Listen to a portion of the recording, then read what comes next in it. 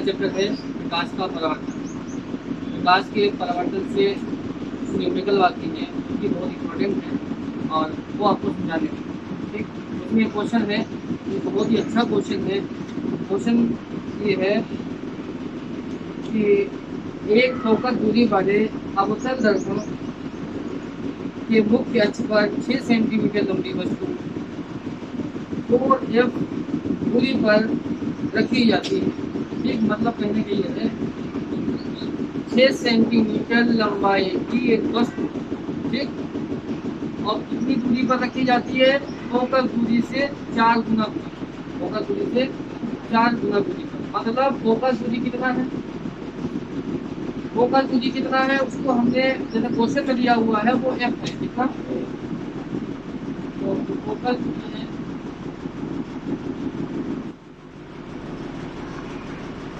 वो कितना है? एफ।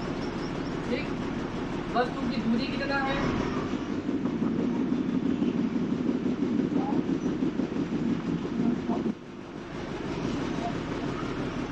वस्तु की दूरी कितना है? और आपको पता है कि वस्तु की दूरी को किससे लिखा जाता है बेटा? यू से लिखा जाता है। ठीक, तो वस्तु की दूरी को यू से लिखा जाता है और कितना है? फोकस दूरी से कितना ज्यादा? 4 गुना ज्यादा। ठीक, तो यहाँ कितना हो जाएगा? फोकस दूरी का 4 गुना 4f। ठीक, तो ये क्या है? वस्तु की दूरी। ठीक,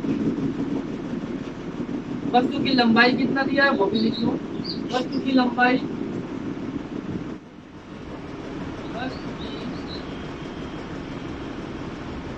लंबाई को बेटा ओ से लिखते हैं। किससे लिखते हैं? ओ से। ओ से लिखते हैं। वो कितना दे रखा है? 6 सेंटीमीटर। ठीक, ये मान दिए हुए हैं क्वेश्चन में। और आपसे पूछा क्या गया है?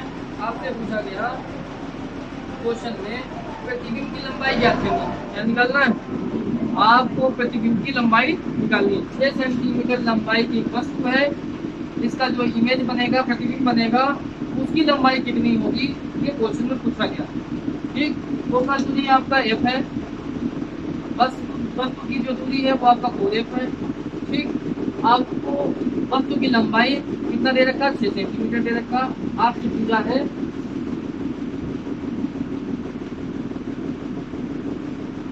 प्रतिबिंब की लंबाई, मतलब आई। प्रतिबिंब की लंबाई को आई से लिखते हैं। आपको क्या निकालना है? आई निकालिए। ठीक, तो सबसे पहले हम क्या करेंगे?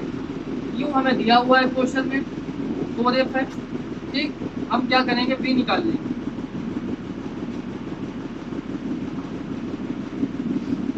तो फॉर्मूला क्या लगाएंगे? 1/f equal to 1/b plus 1/, दर्पण कौन सा है? अवतल दर्पण है। ठीक, तो यहाँ पे जो फोकस दूरी है वो माइनस का रहेगा, वस्तु की दूरी माइनस का रहेगा। ठीक, और वस्तु की लंबाई प्लस ही रहता है, तो ये तो सेम रहेगा। 1/f ये तो सेम रहेगा। अब बेटा 1/f ये माइनस आ जाएगा। ठीक, उसके बाद इज इक्वल टू 1/v है, ये निकालना है, ये एडिटिव रहेगा। उसके बाद 1/u, दूरी कितना दे रखा बेटा? माइनस का 4f।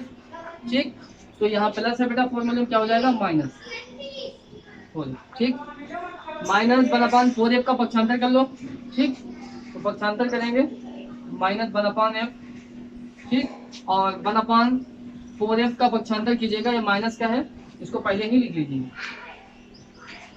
ठीक, is equal to 1/b। LCM ले लो यहाँ से, एलसीएम कितना मिलेगा? 4f। ठीक, 4f एलसीएम मिलेगा। 4f से 4f कैंसिल करेंगे, डिवाइड देंगे तो 1 टाइम्स जाएगा, 1 की 1 से मल्टीप्लाई 1 आ जाएगा, माइनस f से डिवाइड देंगे 4f को, f कैंसिल होगा, कितना आएगा? 4 इज इक्वल टू 1/b। ठीक, 4 में से 1 माइनस कर दो, कितना आएगा? -3 में 4f is equal to 1/b।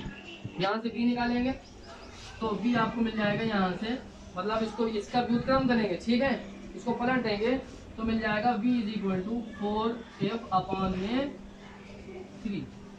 ठीक, तो ये आ गया प्रतिबिंब की दूरी।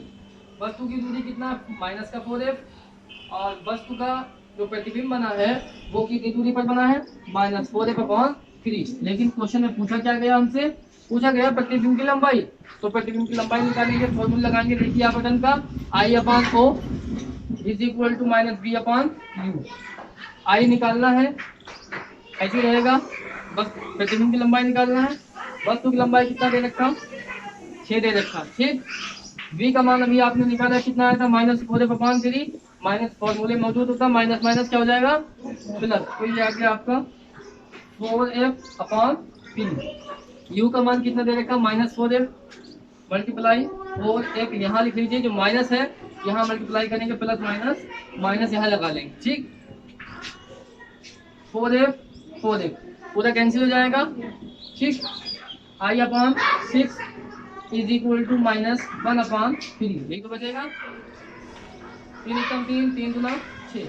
अब क्लास मल्टीप्लाई कर लीजिए, I की 1 से I हो जाएगा, और 2 की 1 से कर लें, 2 एकम 2, -2 आ जाएगा, -2 सेंटीमीटर,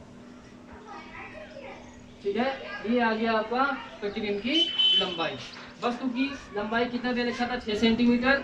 निकालना क्या था, वस्तु का जो प्रतिबिंब बनेगा उसकी लंबाई कितनी होगी, तो उसकी लंबाई कितनी है, कितनी आ गई, -2 सेंटीमीटर।